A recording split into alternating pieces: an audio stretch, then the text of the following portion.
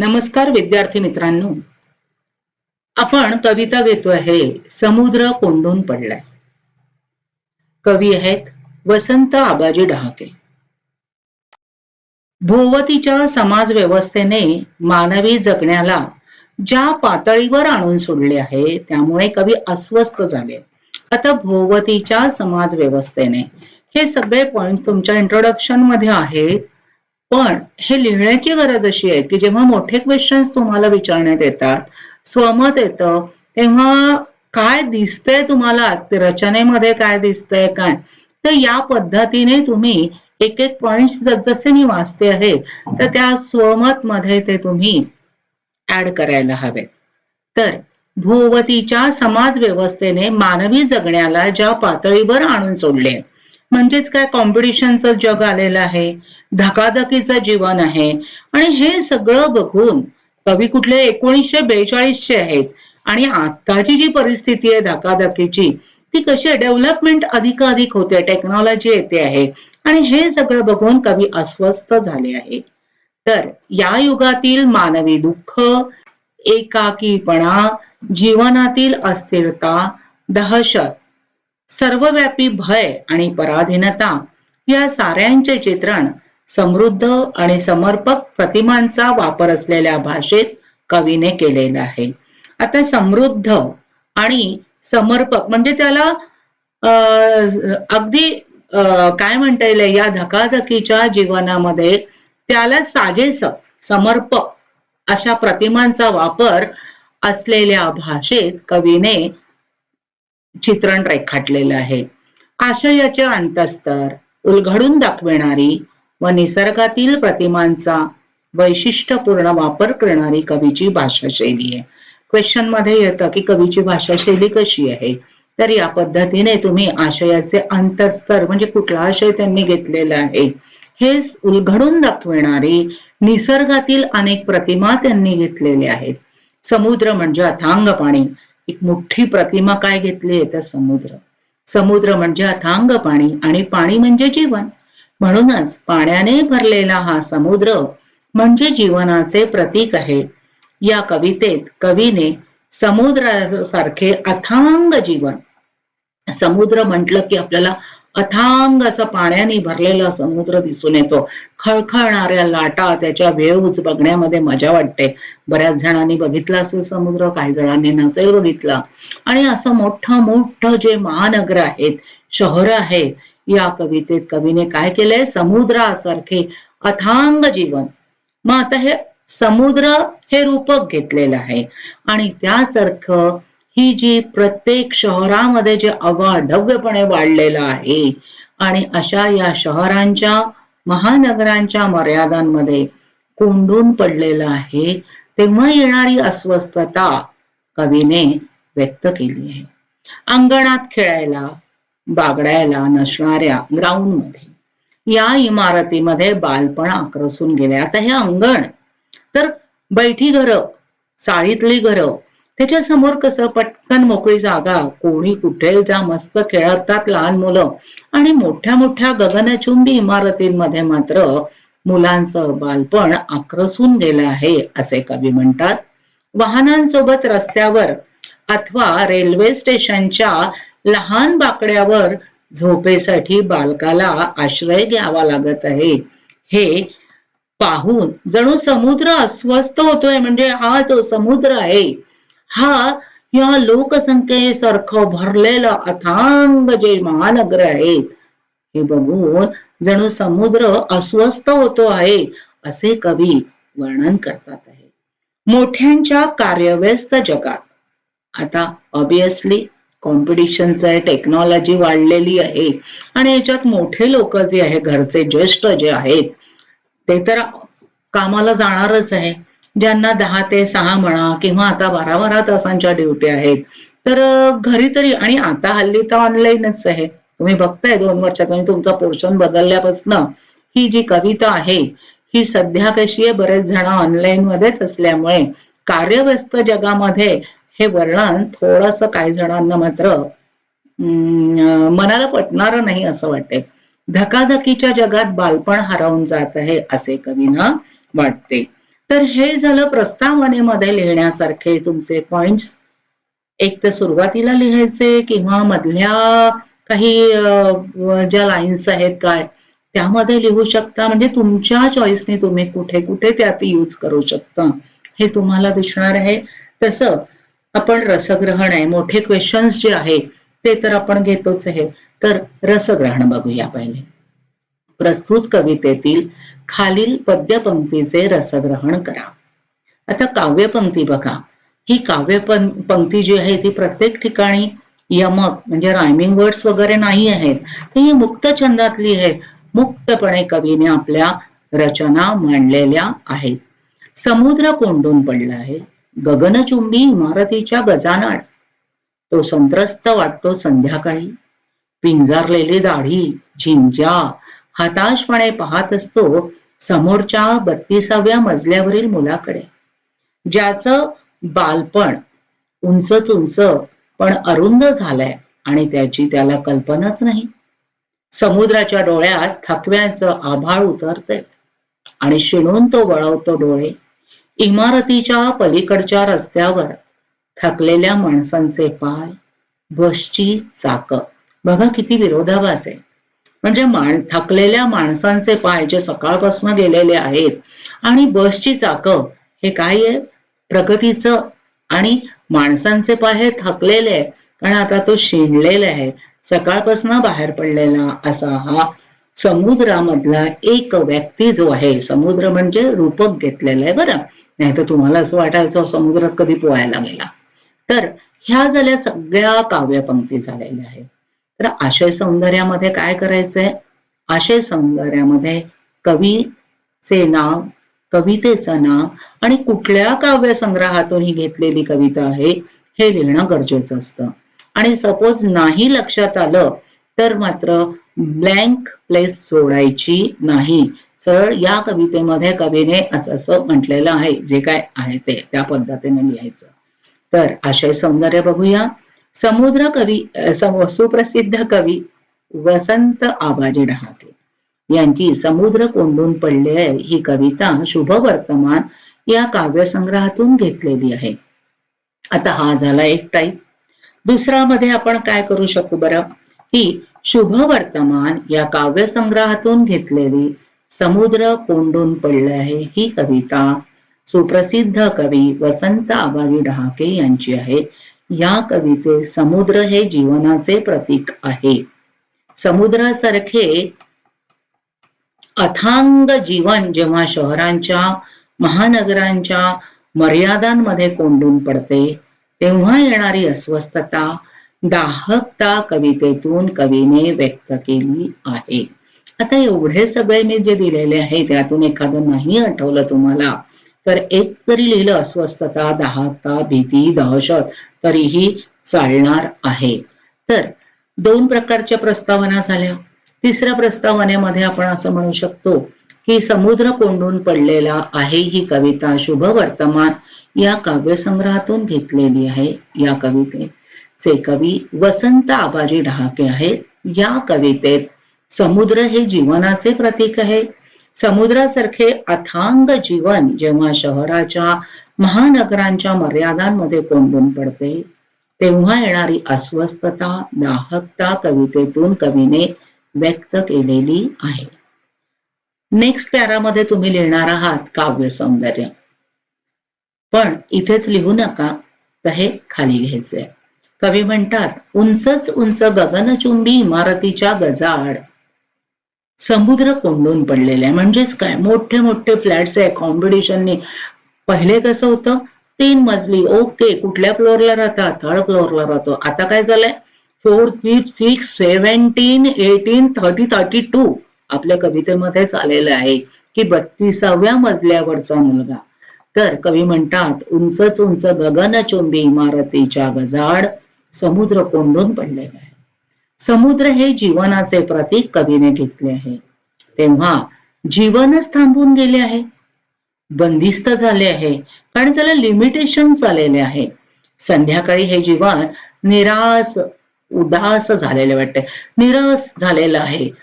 अगदी म्हणजे संध्याकाळी सकाळचा जो सूर्योदय आहे त्यावेळेस जी प्रसन्नता आहे ती मात्र संध्याकाळी सांजवेळी कशी झालेली आहे, उदास झालेली वाटते.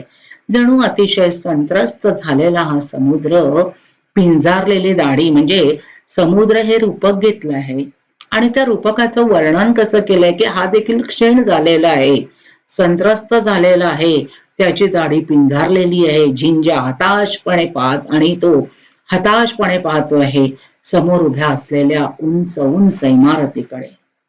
आता त्या इमारतीकडे बघताना त्याला काय दिसलं बरं, तर 32व्या मजल्यावर 32 फ्लोअरला त्याला एक मुलगा दिसतो. त्या मुलाकडे बघताना समुद्राला वाटते याचे जीवनही उंचच उंच इमारतीसारखे आहे. म्हणजे यातून आपण असं लिहू शकतो की त्याच्या महत्वाकांक्षा ज्या आहे, त्याचे ध्येय जे आहे ते खूप उंचच उंच आहे. बालपण जरी उंचच उंच इमारतीत असले तरी त्याला मर्यादा आहे, लिमिटेशन आहे. ते बालपण अरुंद आहे. त्याला म्हणजे अगदी लिमिटेशन्स आलेले आहे. ब्रॉडनेस त्याच्याकडे नाही आहे आणि ही कल्पना मात्र त्या लहानग्याला नसेल. जमिनीवरच्या मातीत खेळण्याचा आनंद त्याला माहिती नाही, तर तो 32व्या मजल्यावरच्या जमिनीलाच माती समजून खेळतोय. मीन्स जेव्हा अंगण आहे, खाली तुम्ही खेळायला जात असणार, आता तर बंदच आहे, पण माती पायाला चिकटली पाहिजे असं म्हणतात. पण आता हल्ली काय झालं, इव्हन आम्ही मोठे लोक सुद्धा तुम्हा लोकांना म्हणतो, अरे खाली पडलेलं देतो का? मग ते खाली पडलेलं, टाईल्सवर पडलेलं ते काय जमिनी, त्याला आपण जमीनच म्हणतो. कारण काय, ती आपल्या फ्लॅटला अगदी खाली ती आहे, पण ग्राउंड फ्लोअरला गेल्यानंतर तिथे सुद्धा आता हल्ली काय झालेलं आहे, सिमेंटचं जंगल झालेलं आहे, सगळीकडे सिमेंट सिमेंट. त्यामुळे माती पाहायला लागत नाही. आणि हा तर मुलगा 32व्या मजल्यावर आहे आणि तिथे जरी त्याच्या हातून काही पडलं तरी तो काय म्हणेल बरं, जमिनीवर पडलेलं आहे, कारण त्याच्यासाठी तो फ्लोअर म्हणजेच जमीन आहे. तर 32व्या मजल्यावरच्या जमिनीलाच माती समजून तो खेळतो आहे. समुद्राच्या डोळ्यावर आभाळभर थकवा उतरतो. सकाळपासून निघालेला हा जो मनुष्य आहे, म्हणजे रूपक आपलं समुद्र आहे, तर ही जे सकाळपासून बाहेर पडणारे आहे त्यातही जीवनाकडे तो वळून बघतो आणि तर भौतिक प्रगतीच्या उंची आड थकलेल्या माणसांचे रखडत चाललेले पाय आणि बसची चाकं. आता भौतिक प्रगती ही तर गरजच आहे. झाडं झुडपं वृक्ष तोडल्या जातात आहे, राहण्यासाठी जागा हवी आहे. जंगलांमध्ये सुद्धा आपण सिमेंटचं जंगल केलेलं आहे. तुम्हाला माहिती असेल तर MSCB कॉलनी आहे कुठे बरं, नॅशनल पार्कला, बोरिवलीच्या तिथे. तर आतमध्ये जवळजवळ सिमेंटचं जंगल आहे आणि तिथे मस्त एक एक तासाने बसेस जातात आणि बसेस गेल्यानंतर जे लोक बाहेर आलेले, ज्या मुलं क्लासेसला आलेले आहेत, तर तिथे काय होतं की आपण त्यांच्या एरियामध्ये, वाईल्ड अॅनिमलच्या एरियामध्ये आपण आक्रमण केलंय, मग कधी कधी ते सुद्धा आपल्यावर आक्रमण करायला येतात. तर ही भौतिक प्रगतीच्या उंचीवर थकलेल्या माणसाचे रखडत चाललेले पाय आणि बसची चाकं. म्हणजे इथे तो कसा झालाय, थकलेला आहे, हताश आहे, धावतोच आहे आणि दुसरा काय आहे, बसची चाकं. म्हणजे प्रगतीसाठी तो काय करतोय, आपल्या पायाचे, ऑब्विसली पायानेच जायचंय, म्हणजे प्रगतीसाठी तो महत्वाकांक्षेसाठी धावतोच आहे. चाक म्हटलं की प्रगतीची उंची या ठिकाणी दिसून येते. तर भाषिक वैशिष्ट्य बघूया. समुद्राच्या डोळ्यात थकव्याचं आभाळ उतरत होतं. आता ही पंक्ती लिहिलेली, काव्य पंक्ती, ओळ घेतलेली आहे आपण. तर अशाच एखाद्या दुसऱ्या तुम्हाला भावलेली ओळ तुम्ही लिहू शकता. या समुद्राच्या डोळ्यात थकव्याचं आभाळ उतरत होतं या पंक्तीवरून हताश पण जीवन जगतानाची निरासता दिसून येते. जी निरसता आहे, जी उदासीनता आहे, हताशपण आहे, ते दिसून येतं. मुक्तपणे काव्यसंचार कवितेत असला तरी कविता संवेदनशील आहे. भौतिक सुखासाठी समाज व्यवस्थेने मानवी जगण्याला ज्या पातळीवर आणून सोडले आहे ते विचार करण्यासारखे आहे. म्हणजे ही कविता कशी आहे, वैचारिक आहे.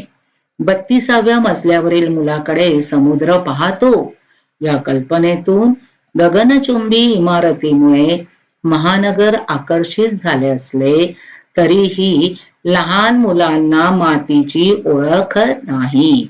म्हणजे हे गगनचुंबी किंवा 32व्या मजल्यावरील, तर इथे तुम्ही अंडरलाईन करायचं आहे काही महत्वाचे. तसे कवीच्या नावाखाली, कवितेच्या नावाखाली सुद्धा करायचे. हे मात्र म्हणजे लहान मुलांना मातीची ओळख नाही, हे मात्र मनाला चटका लावून जाणारी आहे. तर काही बरेचसे विद्यार्थी तुमच्यासारखे फार हुशार असतात, तेव्हा याचा संदर्भ घेऊन जरी तुम्ही तुमचं आन्सर तयार केलं, तुम्हाला भावणारी एखादी काव्यपंक्ती जरी घेतली तरीही फार चांगलं. पुढचं आहे सरळ अर्थ. हा तर फार इझी आहे. तर सरळ अर्थामध्ये आपण घेणार आहोत, त्यामध्ये इंट्रोडक्शन किंवा असं लिहिण्याची गरज नाहीये. खालील ओळीचा अर्थ लिहा.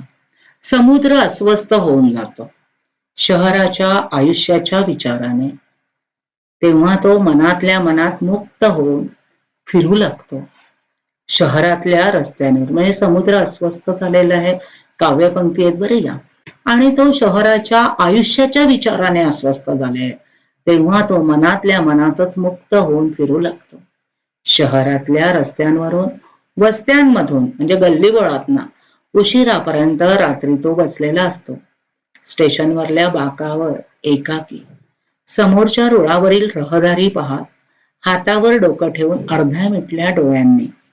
तर इथे इंट्रोडक्शन लिहिण्याची गरज नाहीये, सरळ अर्थ लिहायचा आहे.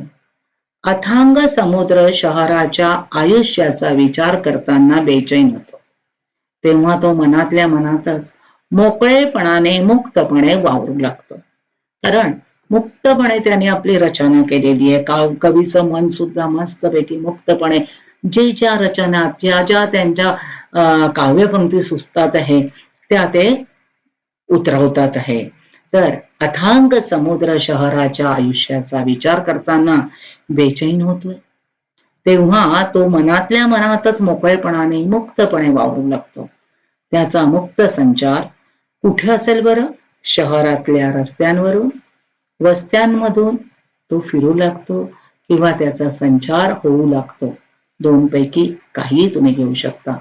फिरताना त्याचे मन हताश होते, बेचैन होते, आणि असाच उशिरापर्यंत रात्री तो स्टेशनावरच्या बाकावर एकटा बसला असतो. स्टेशनवर येणाऱ्या जाणाऱ्या रेल्वे पाहत अस्वस्थ होतो, कारण त्याच्या मनामध्ये या महानगराचा संपूर्ण विचार आलेला असतो. अर्धा मिटलेल्या डोळ्यांनी हाताकाण तो कसा झालाय, हताश झालेला, थकलेला आहे, पिंजारलेला आहे, आणि मग तो अगदी अर्धा मिटल्या डोळ्यांनी हताश मनाने या कोंडलेल्या जगाकडे पाहत असतो. तर हा झाला सरळ अर्थ. तुम्ही आणि त्यामध्ये ज्या काव्यपंक्ती आहे त्या काव्यपंक्तीला आवश्यक तिथे सर्वनाम, आवश्यक म्हणजे जिथे गरज आहे तिथे क्रियापदाचा यूज केला आणि त्याचा सेंटेन्स फॉर्म केला तरीही तुम्ही सरळ अर्थ लिहू शकणार आहात. पुढे आहे काव्य सौंदर्य. या ओळीमधील विचार सौंदर्य स्पष्ट करा. तर त्याला आठवते त्याच्या शेजारी.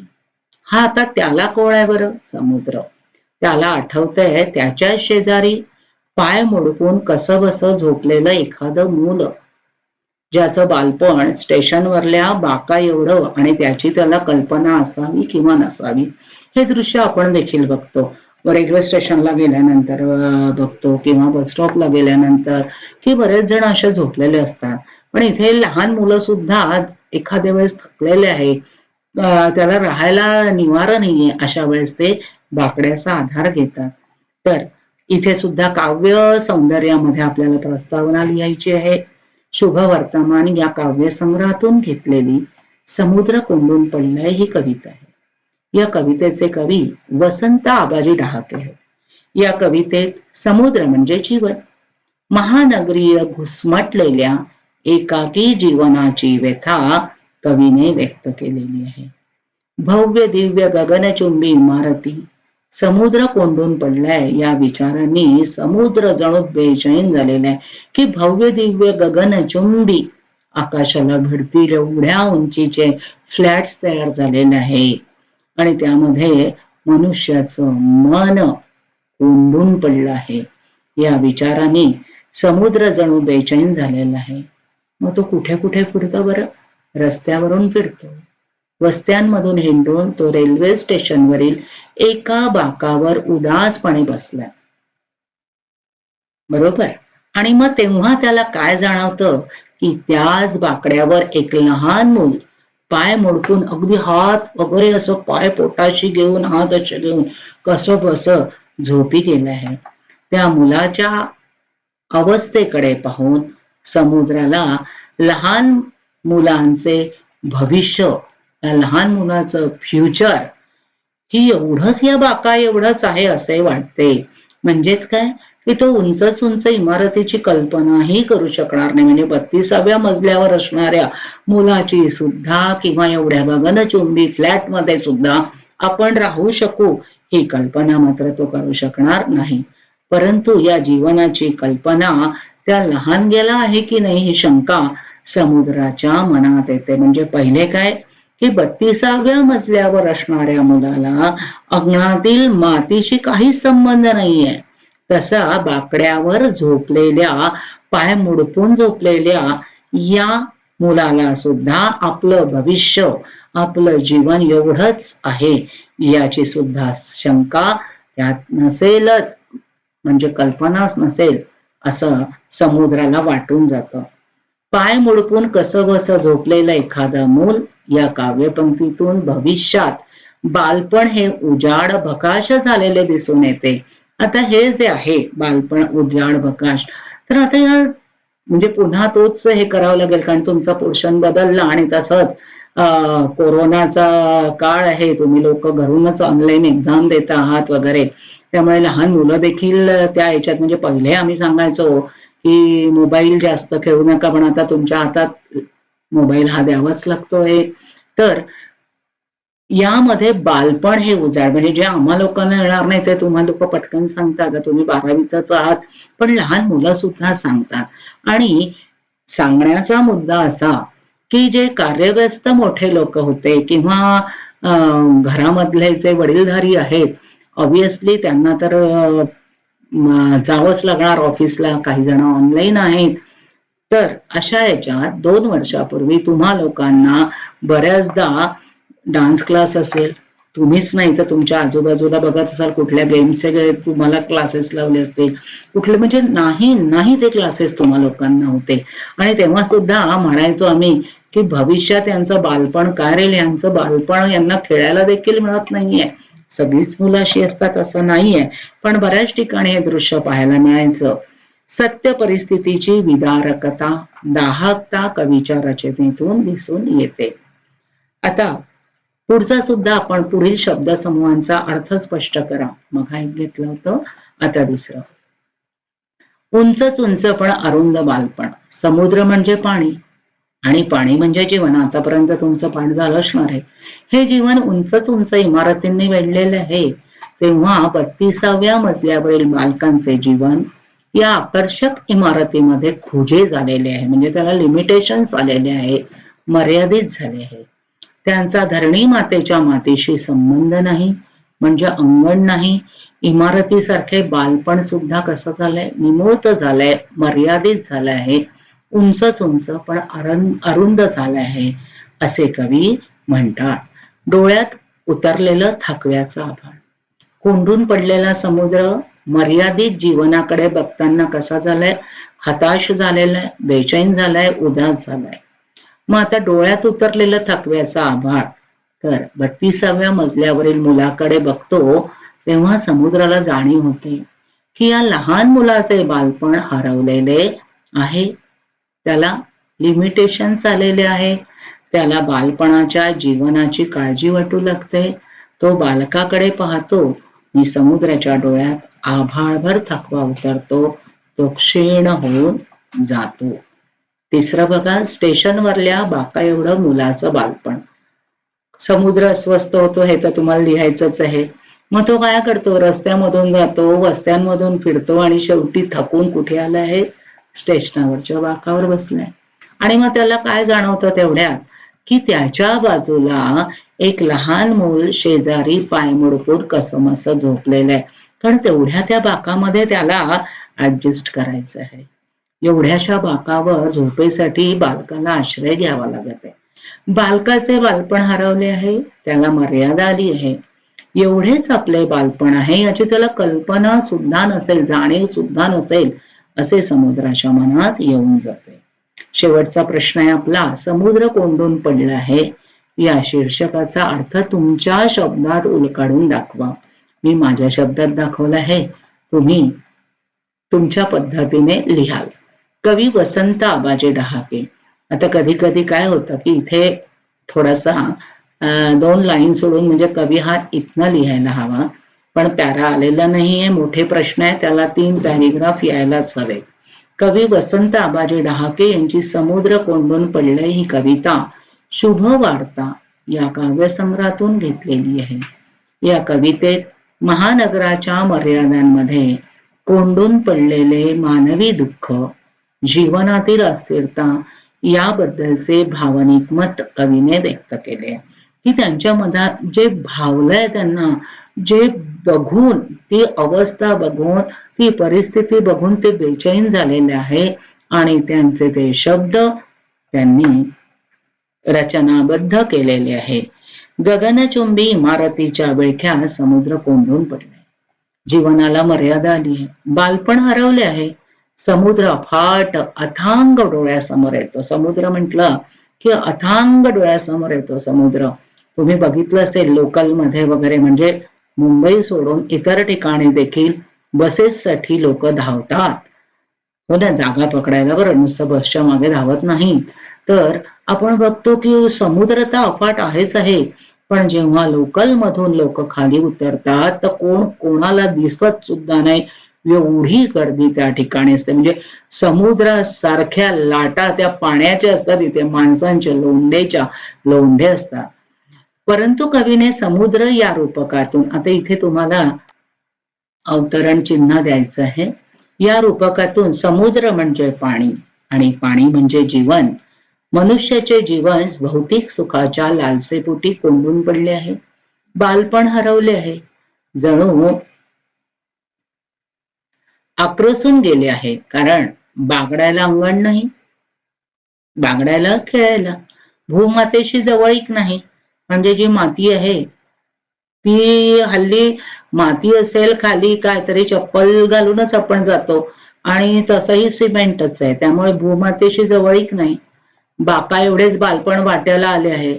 जसे मोठ्यांच्या कार्यव्यस्त जगात बकाल होत जाणारे बाल्य कवीला अधिकच दुःखी करते. म्हणजे जसे मोठ्यांच्या कार्यव्यस्त जगात, आता ऑब्विसली आहे, पैसा आहे, पैसा आवश्यक आहे, त्यासाठी धकाधकीच्या जीवनामध्ये जसं जीवन येईल तसं घालवणं, पैसा मिळवणं, हे सगळं आहे. आणि अशा या ठिकाणी बकाल होत जाणारं बाल्य कवीला अधिकच दुःखी करते असे वाटते. कोलंबसाचं गर्वगीत तुम्ही ऐकलं असेल, याच्या ओळी मी इथे घातलेले आहे की समुद्राला केलेलं आव्हान काय होतं बरं, अनंत मुची ध्येयासक्ती अनंत नाशा, किनारा तुला पामराला. तर हा किनारा पामराला असं म्हटलंय. कोण पामर? समुद्र. इथे रूपक आहे, पण माणसाच्या शक्तीला मर्यादा नाही. परंतु असे वाटते की समुद्राने ते आव्हान सुनामीद्वारे स्वीकारले. आपण सुद्धा बघतो मोठमोठ्या महानगरांमध्ये जिथे जागा मिळेल तिथे लोक राहतात आहे. एवढेच नाही तर आताच्या कोरोनाच्या परिस्थितीत मोठ्यांचे कार्यव्यस्त जग सुद्धा कोंडून गेले आहे. म्हणजे ही सद्य परिस्थिती लक्षात येते की जे बाहेर जाणारे आहेत, ऑफिसेसला जाणारे आहेत, त्यांची सुद्धा काय बरं परिस्थिती आहे हल्ली, तर ते घरामध्येच ऑनलाईन वर्क करतात आहे. म्हणून समुद्र कोंडून पडलाय हे शीर्षक योग्यच आहे असे वाटते. समुद्राच्या रूपकातून मानवी दुःख, एकाकीपणा, जीवनातील अस्थिरता, सर्वव्यापी भय कवीने समुद्र आणि समर्पक प्रतिमांचा वापर असलेल्या भाषेत केलेले आहे. म्हणजे हा जो शीर्षकाचा भाग आहे हा संपूर्ण तुम्ही लक्षात घ्यायचा आहे. काय काय पॉइंट्स तुम्हाला त्यात घेता येईल हे लक्षात घ्यायचं आहे.